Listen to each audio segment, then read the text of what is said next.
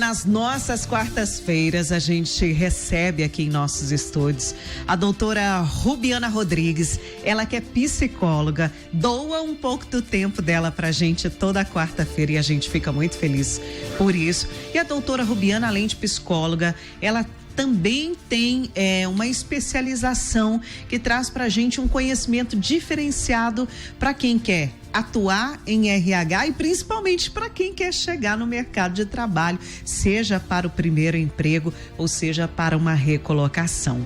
Doutora Rubiana, boa tarde, seja bem-vinda aqui. Boa tarde, Ana Paula, boa tarde, caros ouvintes, é um prazer estar aqui novamente. O prazer é imensamente nosso e hoje a gente vai falar sobre um tema que muita gente precisa parar para refletir. Currículo atraente. Como ter um currículo atraente e o que seria então, doutora Rubiana, um currículo atraente? De que forma os candidatos precisam então apresentar um currículo que possibilitem a eles, chamar a atenção daquele recrutador? Eu sugiro, Ana Paula, que quem está nos ouvindo e pretende pleitear uma vaga, pegue aí papel e caneta e vamos anotar alguns detalhes que são importantíssimos. Eu trabalhei muitos anos nessa área, com recrutamento e seleção. Então, a gente que está do outro lado, a gente percebe muitos erros e daí a gente vê por que às vezes a pessoa que tem uma qualificação, que tem experiência, e ela não é chamado, nem chega a ser chamado para a entrevista. E aí fica naquela frustração. Exatamente. E por que isso acontece? Primeiro passo, a gente não precisa escrever currículo vitae, currículo, nada. Nada disso? Não, escreva simplesmente seu nome no centro da folha. Depois, dados pessoais. Dados pessoais relevantes para quem está fazendo o processo seletivo a sua cidade, o seu endereço, para eu saber questão de deslocamento, de vale transporte, telefone para eu poder te achar, se possível um telefone fixo, se mudar o telefone, atualiza e manda de novo, porque a gente tem vários casos, às vezes currículos ótimos que encaixariam naquela vaga e a gente não consegue entrar em contato com o candidato.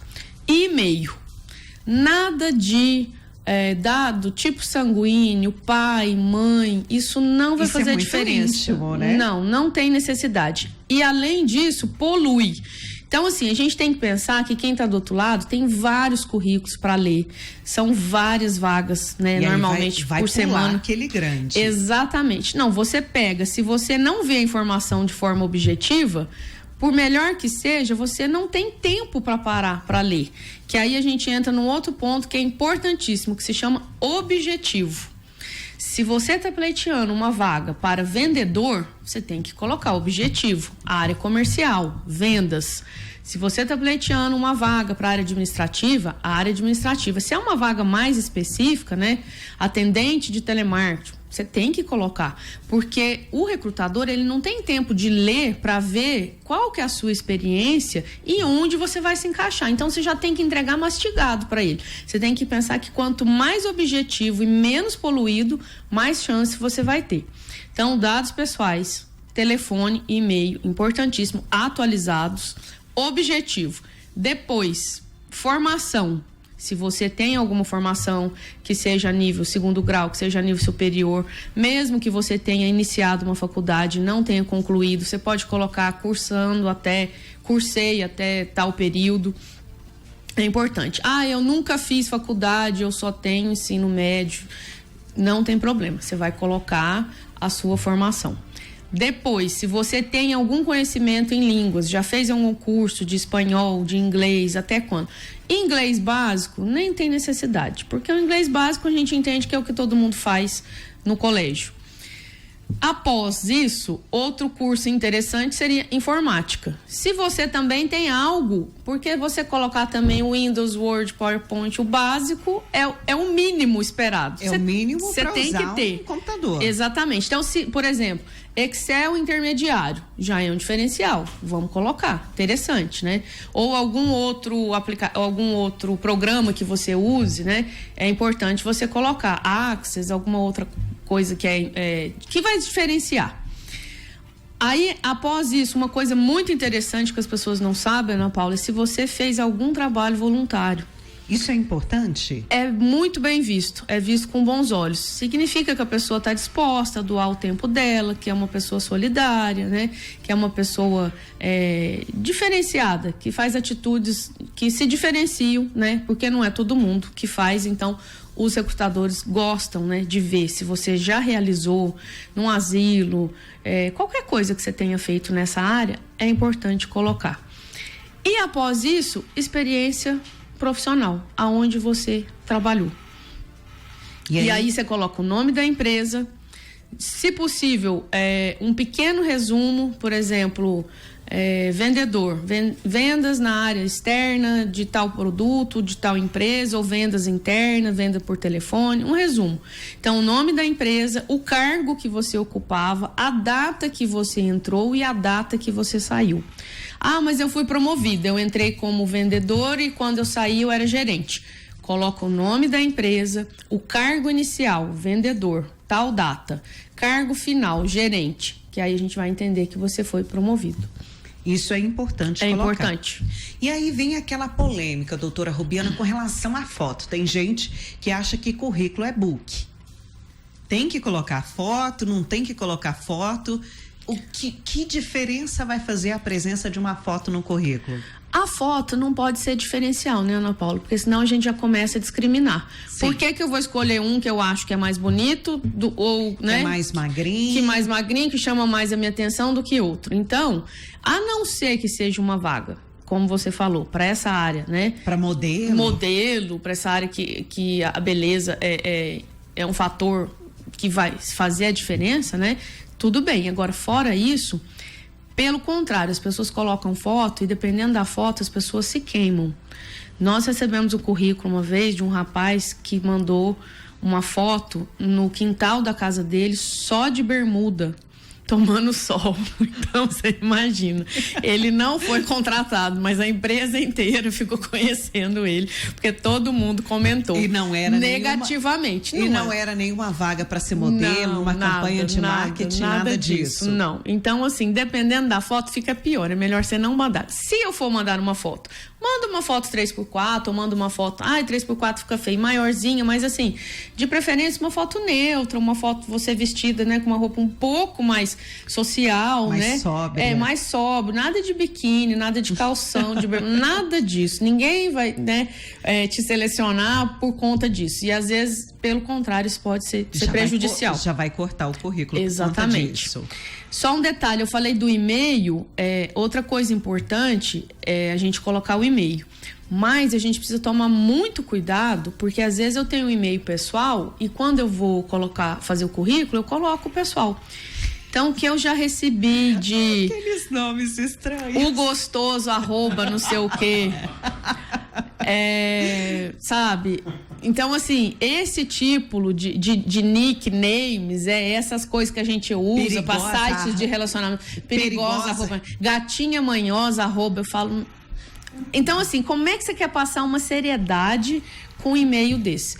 O que você faz na sua vida pessoal, se você tem um e-mail de gatinha manhosa, de o gostoso, não tem problema nenhum, mas pessoal, não manda um e-mail, não coloca um e-mail no currículo. Como profissional. No currículo profissional tem que ser um nome profissional, coloca letras, coloca outra coisa, mas assim, que seja uma coisa sóbria, tudo tem que combinar, porque senão não adianta você querer passar seriedade. E na hora que eu for te mandar um e-mail para avisar da vaga ou entrevista, na hora que eu me deparar, detalhes, mas acaba que faz a diferença. E doutora Rubiana, para a gente então fechar sobre esses detalhes que a gente precisa atentar numa apresentação de currículo, deve conter também uma carta de apresentação, algo que é como se estivesse validando que aquela pessoa tem um bom desempenho profissional, algo assim?